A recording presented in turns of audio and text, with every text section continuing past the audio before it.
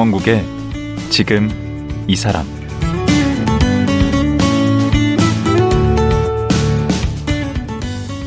안녕하세요.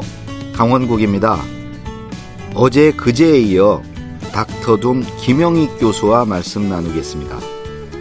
김영익 교수는 한창 증시가 좋을 때도 시류에 영합하지 않고 탐욕의 위험성을 강조하면서 쓴소리를 하는 분으로 유명합니다.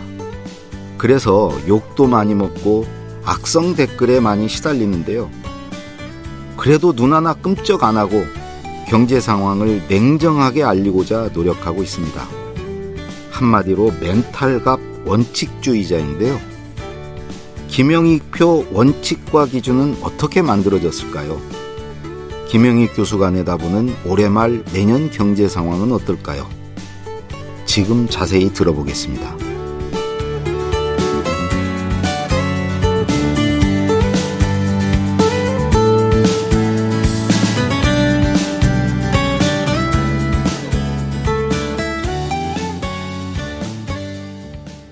김영익 서강대 경제대학원 교수 다시 모셨습니다. 안녕하세요. 예, 안녕하십니까. 지난번에 예. 이제 대신증권에 계실 때 대접도 잘 받았지만 본인이 또 기여도 그만큼 하셨다. 주가 잘 맞춰가지고 대형 광고판에 모델로도 등장하시고 그리고 또 그 당시에 또 쪽집게라는 별명도 얻으셨어요. 그리고 5년 연속 최고의 애널리스트 상도 계속 받으시고. 예. 그래서 제가 2000년 9.11 테러, 2001년 그거 급등을 첫날 마치고요. 잠깐 말씀하셨죠. 그리고 2004년까지는 그때는 어떻게 제 모델이 잘 맞았어요. 이게 단기 변동도 맞췄거든요. 그래서 일부 언론사에서 저를 증시 쪽집게 놨네. 쪽집게라고 별명을 붙여줬었습니다. 근데 어제 그 말미에 큰 실수를 2번 하셨다.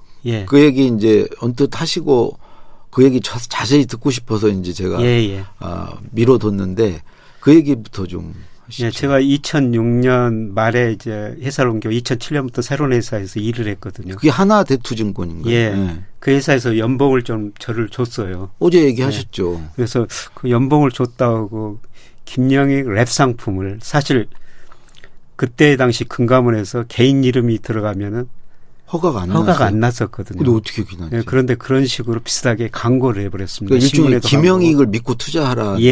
신문에다 광고도 했고 TV 광고도 나와버렸거든요.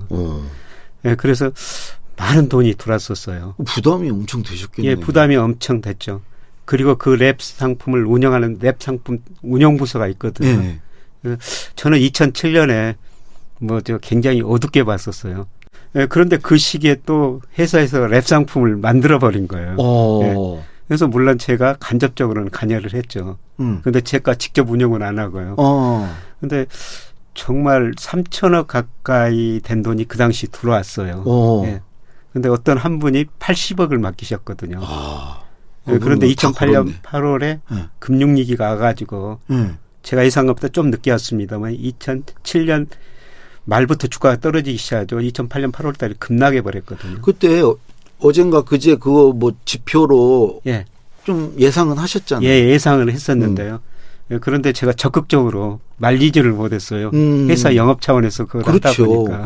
말리기가 그렇죠. 돈을 그렇게나 많이 받으셨는데. 그래서 어떤 분이 한 분이 80억을 맡겼는데 이렇게 주가가 폭락하니까 한 30% 정도 손해를 봤거든요. 그러면 거의 한 20몇 억을 손해본 거네요. 그런데 이분이 거의 매일 전화하는 거예요. 네 이름 보고 맡겼으니까 네가 그거를 물어내라. 스트레스 엄청 받으셨겠네요. 매일 전화를 하는 거예요. 그래서 조금 기다리시면 됩니다. 상황이 이렇게 됐습니다. 이랬는데 거의 매일 전화를 하고 결국은 사장한테 전화를 하더라고요. 그러니까 사장이 너 회사 그만둬라. 그러니까 회사라는데 그런 데가 아닙니까? 제 이름을 해가지고 상당한 수수료 수입을 얻었는데 그렇죠. 문제가 터지니까 너 회사 3천억이 들어왔는데. 그런데 그 전 사장이 저를 그 회사로 불러들고 그 전 사장은 밖으로 이제 나가버렸어요. 새로운 사장이 와가지고 예, 그 이야기를 하는 거죠. 예, 그래서 사장이 그만두라고 그러니까 저 그만두겠습니다. 사표를 써가지고 회장한테 갔었죠. 근데 그때 당시 회장께서 야 그거 지난 일인데 앞으로 잘해. 그래가지고 좀 더 다니다 나왔습니다. 예. 그래도 한번 굉장히 곤욕을 치르셨대요. 곤욕을 치르고요. 예, 정말 곤욕보다는 실제로 제가 투자자들한테 손해를 입혔으니까 뭐 제가 정말 그 큰 실수를 한 거죠. 그래서 두 번째 실수는 그리고 나서 이제 그 회사를 다니고 있는데 예, 유명한 펀드 매니저가 저한테 회사를 하나 같이 만들자 투자자문회사. 예, 그래서 거기 회사 나와가지고 그 투자자문사를 같이 만들었죠. 그 어제 얘기한 1조 5천억 예, 모았다는. 그래서 일부 언론에서 유명한 펀드 매니저 애널리스트가 모였다. 그럼 회사를 최고끼리 만들었다. 손을 잡았네. 예. 그래서 한 2달 정도 됐는데 1조 5천억이 주라고 그랬어요. 그런데 저희가 영업을 시작할 때 딱 주가가 정점이었었습니다. 아, 또 그때? 예. 그걸 아셨어요? 주가가 떨어지니까. 그때는 모르셨을 거 아니에요? 예. 이게 정점이었는지. 예, 그때는 좀 몰랐었죠. 예. 그게 차린 게 2010년이죠. 2010년이었죠. 예. 맞아요. 그때, 맞아요. 그때, 저도 그때 했다가 물렸는데. 예. 그래가지고 그때 좀 많은 분들한테 예, 손해를 또 입혔었죠. 그 두 번의 고객들한테 큰 거 실수를 뭐 하면서 손해를 사실상 입혔죠. 예, 그리고 나서 이제 회사를 나와가지고 한 3년 동안 놀았었어요. 이 회사를 완전히 접으시고. 예. 그래도 그 두 번의 실패가 나름대로 뭔가 이렇게 남긴 게 있었을 거 아니에요. 예. 그래서 그 뒤로는 제가 그 금융회사 근무는 안 했지만은 시장이 안 좋으면 안 좋다고 이야기를 해야 되겠구나. 그래서 혹시라도 발생할 손실을 미리서 좀 막아줘야 되겠구나. 이런 생각이 들었었어요. 그래서 제가 뭐 학교가 있으면서 뭐 주가가 떨어진다면 다 좋지 않을 반응을 보이실 텐데 그래도 그 두 경험이 있어가지고 코스피가 3,300 갔는데 너무 일평균 수출 금액이나 그다음에 명목 GDP나 통화량에 비해서 너무 과대평가됐어요. 그래서 이대로 놔두면 더 많은 사람들이 손실을 볼 것 같은 생각이 들었었습니다. 그때 3,300이 언제였죠? 작년 6월이었죠. 작년 6월. 예. 그런데 좀 세게 이야기해야 돼 생각돼가지고요. 뭐 2,200까지 떨어집니다. 지금 주식을 사셔는 안 됩니다. 줄여야 됩니다. 예, 이런 이야기를 뭐 여러 군데 나가서 했었죠. 예. 그러면 막 악플 같은 거 많이 달리지 않나요? 예, 악플이 많이 달리죠. 조회 건수는 굉장히 많은데요. 뭐 악플이 많이 달리는데, 예, 저는 뭐 저 같으면 그렇게 스트레스 받아서 좀 못 살 것 같은데. 예, 그때 제 스트레스 해소 방법은요. 무조건 한강변 뛰는 겁니다. 그냥 뛰는 거예요? 예, 그리고 또 저 토요일이나 일요일 아침에 혼자서 6시쯤 북한산을 오르거든요. 그러니까 혼자 4시간 등산하다가 심신을 좀 단련을 하죠. 예. 그런다고 그게 뭐 잊히거나 이렇게 그렇게 어려울 것 같은데. 뭐 잊히지는 않지만요. 그렇게 뭐 달리다 보고 뭐 산에 가서 여러 생각을 하다 보면 잊힐 수가 있고요. 예, 그리고 제가 사무엘슨 경제학 원론으로 경제 공부를 시작했다 첫 시간에 말씀드렸습니다마는 그 책 서문에 보면요. 한쪽으로 보면은 새 주둥이 같은 다른 쪽으로 보면은 양머리 같은 이런 그림이 있거든요. 그게 뭐죠? 사회과학 경제학이라는 것은 자기가 보는 데이터 이론에 따라 가지고 사현상 분명히 하나인데 어떤 사람은 이거를 새 주둥이라고 하고 그러니까 어떤 사람은 새 하늘에 나는 새 주둥이. 예. 어떤 사람은 양머리라고도 할 수가 있다. 양의 머리. 예. 사회가 경제학이 그거거든요. 근데 주식시장은 정말 다양한 견해가 존재할 수밖에 없잖아요. 그렇죠. 예, 그래서 저를 뭐 욕하시는 분 그런 분도 다양한 견해 중에 하나다. 그렇게 생각하시면요. 뭐 욕을 하더라도 그 다양한 견해 중 하나다. 그렇게 생각하고 넘기는 거죠. 그냥 그런 다름을 어떻게 보면 인정하고 존중해 거죠. 주는 거네. 그 의견도. 예. 뭐 경제, 사회가 다양한 견해가 존중하는데요. 존재하는데 그 견해를 인정하면요. 그 다양한 견해를 받아들일 수가 있고요. 네. 그래서 저는 저희 학생들한테 뭐 옛날에 촛불도 가보고 태극기 부대도 가보고 저분들이 왜 그런 주장을 하는지 가서 들어보고 우리가 객관적인 시각을 가져야 된다. 그런 이야기를 하는데요. 그런데 제가 말씀드린 거는 뭐 사회 현상, 특히 주식시장에는 정말 다양한 견해가 있을 수밖에 없고요. 그 견해를 존중해야 된다는 겁니다. 그러니까 이제 우선은 본인부터 뚜렷한 자기 견해를 가져야 되겠네요. 예, 그렇습니다. 자기 그 어떤 입장이 있어야 되고 예, 예. 또 자기와 다른 견해도 존중해야 되고. 예. 있습니다. 아니 근데 아까 그 댓글 나쁜 댓글 예. 다른 의견인데 뭐 이렇게 근거도 없고 뭐 데이터에 기반하지도 않고 그냥 감정적으로 하는 경우가 되게 많잖아요. 그런 게 많죠. 욕하고.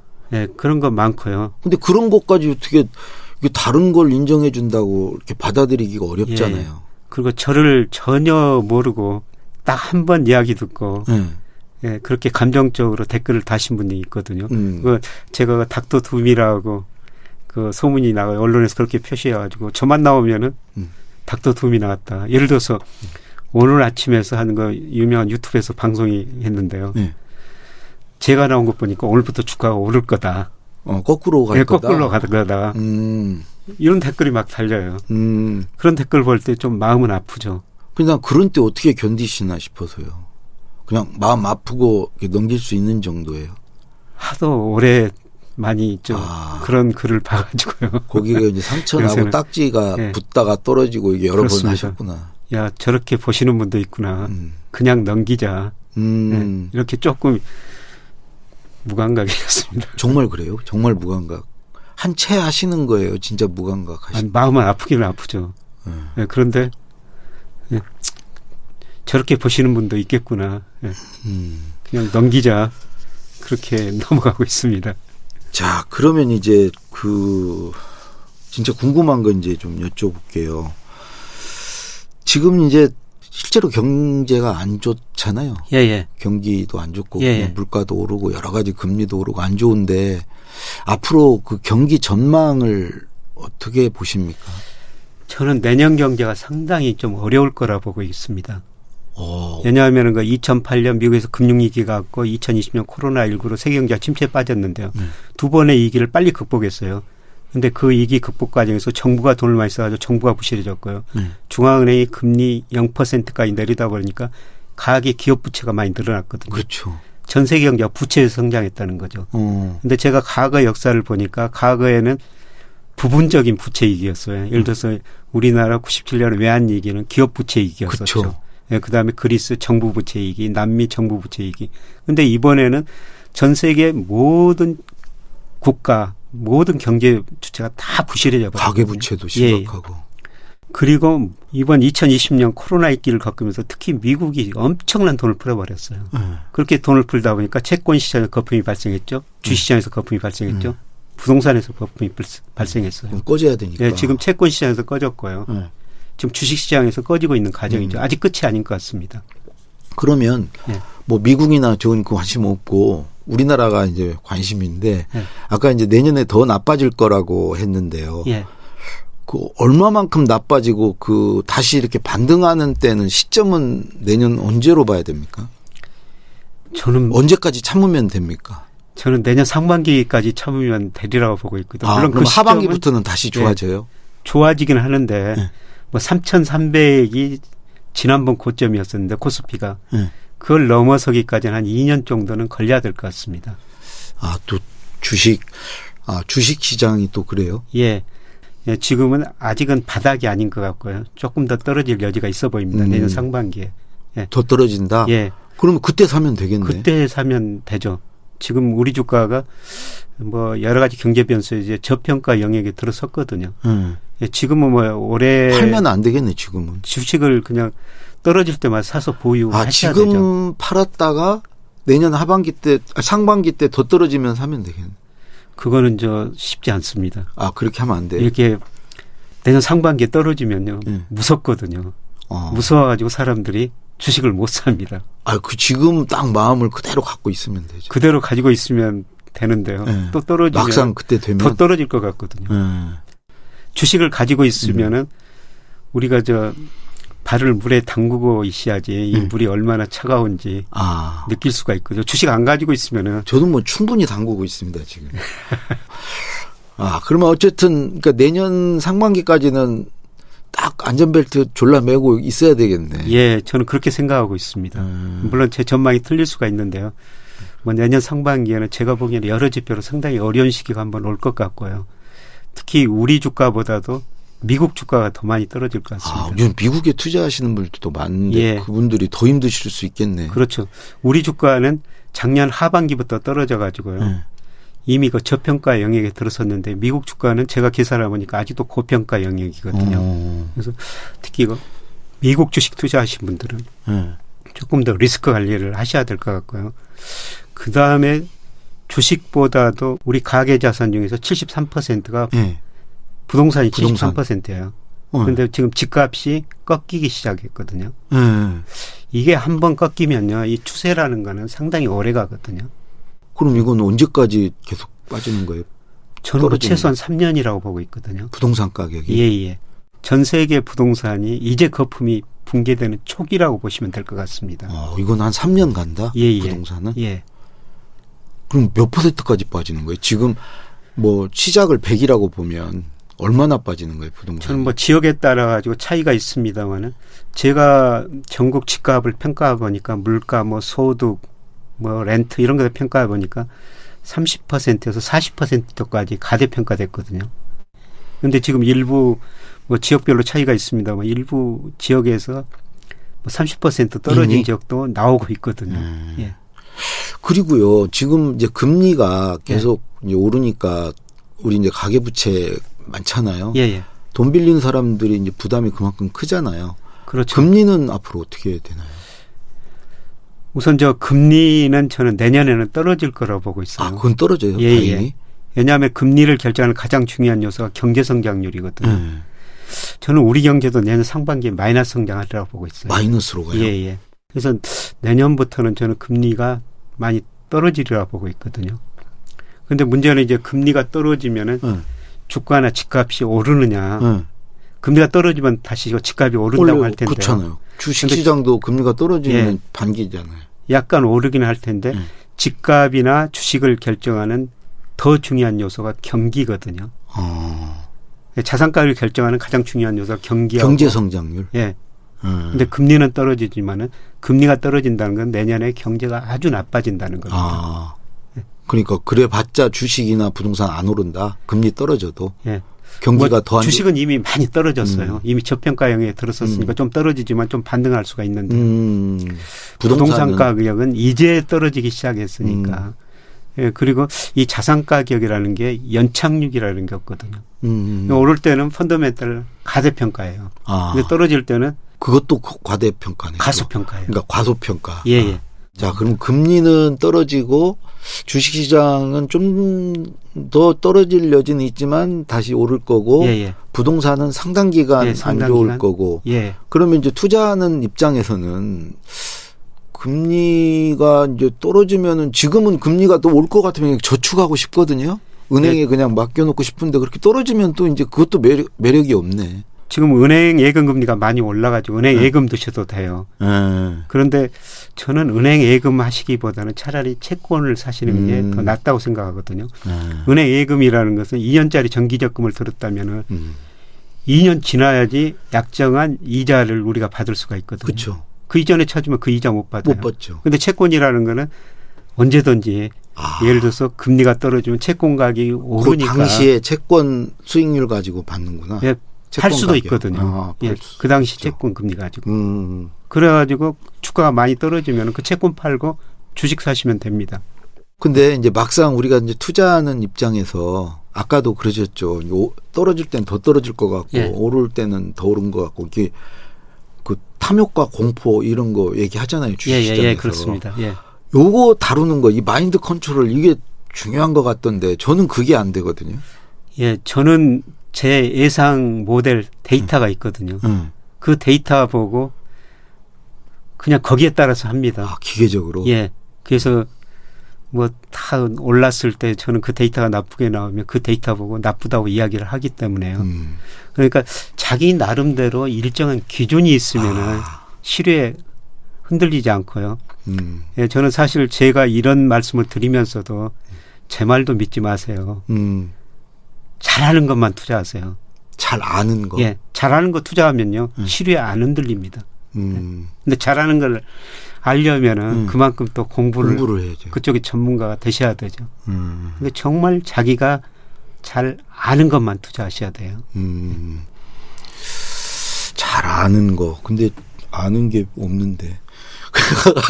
그리고 기존 어떤 데이터 같은 게 없는데 우리 같은 일반인들은 어떻게 해야 되나요?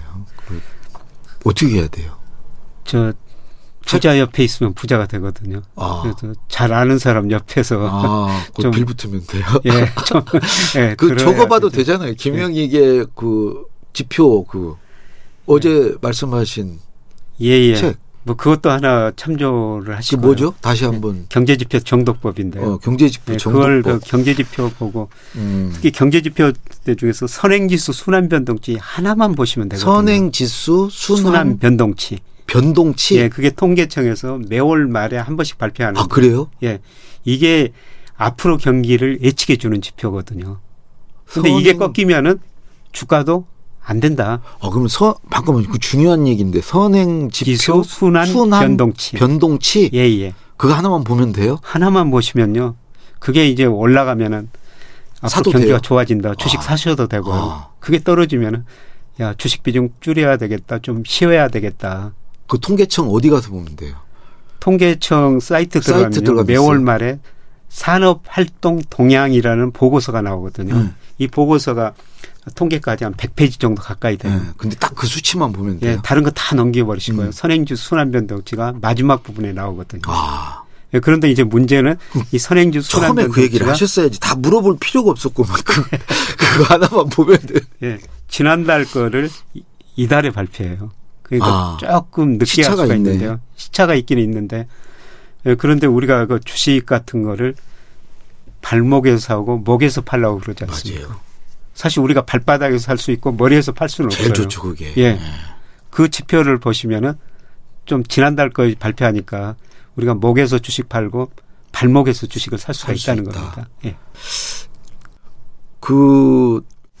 어제도 이제 글 쓰는 거 얘기 잠깐 했는데요. 앞으로 글 쓰실 생각 없으세요? 책 쓰는 거 말고요. 예, 경제 소설 같은 거. 늘 그거 써야 되겠다. 예, 그래서 지금 뭐를 쓸까 고민하고 있는데. 소설을? 예. 아니 우선 잘 쓰실 것 같은데. 수필 같은 거 써보자고 그러는데요. 그래서 요새 제가 자라면서 저희 누나도 있었고요. 어머니도 있었고 제가 성장하는데 그 주변에서 많이 도움을 준 여자분들이 있었거든요. 제 성장하면서 도움을 줬던 그 시대 생활 재수할 때 학자금 내주신 누님. 예. 예, 그런 분들하고 같이 한번 제 생활하고 그 시대고 경제 상황까지 같이 이야기하면서 우리 경제가 어떤 식으로 발전해 왔는지 재밌겠네. 그런 걸 한번 써보고 싶습니다. 지금. 누님께서 되게 기특해 하시겠네. 예, 저 보면은 그냥 기특해 하시죠. 그때 그런 거 보람도 느끼실 테고. 예. 지금은 뭐 잘 살고 계십니다. 그러세요? 예. 그제 어제 오늘 이렇게 연 3일간 이렇게 모시고 얘기를 쭉 들어보니까 두메산골에서 나무하던 김영익 소년이 오늘 이렇게 된 게 참 많은 사람들에게 희망의 메시지가 될 수도 있겠구나 하는 생각을 하는데 본인은 지난 시절을 이렇게 회고해 보면 어떤 소회가 있으신가요? 제가 오랫동안 주식시장에 근무했으니까 주식시장이 늘 오르막이 있고 내리막이 있죠. 그렇죠. 인생도 비슷한 것이다. 이런 생각을 하고요. 예, 저는 요새도 새벽 4시만 되면 눈 떠집니다만 눈 뜨자마자 오늘 또 살아있구나. 이게 침대에서 딱 눈 뜨는데 오늘 살아있으니까 얼마나 기분이 좋습니까. 감사. 예. 예, 그리고 저는 요새는 인생은 뭐 희망의 진행형이다. 예, 과거에는 그렇게 살아왔는데요. 요새는 이제 나이도 들고 그래가지고 요새는 쿵푸 팬더라는 그 애니메이션 있지 않습니까? 있죠. 네. 거기 보면은 어제는 지난 일이고 내일은 무슨 일이 발생할지도 모른다. 네. 그러나 오늘은 선물이다. 새벽 4시에 일어나면 눈 뜨자마자 야, 오늘 또 선물을 주셨구나. 오늘 그냥 뭐 최선을 다하고 그렇게 하루하루 보내고 있습니다. 저는 그 말도 좋던데, 교수님이 하신 말씀. 좋은 환경이 없으면 좋은 희망을 가져라. 예. 그래서 정말 제가 어려운 환경에서 태어났기 때문에 네. 좋은 환경이 아니면 그냥 좋은 희망 가지고 살아왔고요. 네. 그 다음에 저는 뭐 어렸을 때 그 헤르만 헤세 책을 좀 많이 읽었었거든요. 데미안. 예, 그런 것도 많이 읽었는데요. 그분 글 보면 이런 이야기도 나와요. 하늘에 떠 있는 구름 한 조각, 시냇가에 있는 조약돌 하나도 다 의미가 있다. 근데 신이 저를 지상에 보내줬을 때 능력 하나는 주셨을 것이다. 그게 이코노미스트라는 능력이 아닌가. 거기서 이제 최선을 다하다 보면은 그냥 사회에서 인정받고 도는 거 뒤따라 옵니다. 그래서 저도 막 희망이 생기네요. 그 말을 들으니까. 저는 모든 분들이 다 프로로 사신다고 보고 있거든요. 그래서 젊은 가수분들 TV에서 보면 제가 이해할 수 없지만은 정말 최선을 다하는 것 같고 그 미아온 아저씨도 그 분야에서 최선을 다하시는 것 같고 그분들의 사회 각 분야에서 다 프로라고 생각하거든요. 그럼 프로로 산다는 건 최선을 다하는 겁니까? 그렇죠. 그러면 우리 김영익 선생님도 내 인생을 돌이켜보건대 최선을 다했다. 예, 그렇습니다. 그래서 알겠습니다. 요새는 그냥 아침에 눈 뜨자마자 그동안 최선을 다해서 살았기 때문에 요새도 오늘 또 최선을 다하죠. 오늘 또 최선을 다하죠. 너무 욕심이 과하신 것 같아요. 예, 그제 어제 오늘 연 3일에 걸쳐서 정말 주옥 같은 말씀 잘 들었습니다. 정말 나와주셔서 고맙습니다. 아니, 제가 불러주셔서 고맙습니다. 예. 그런 인생 이야기였습니다. 예, 서강대학교 경영대학원 김영익 교수였습니다.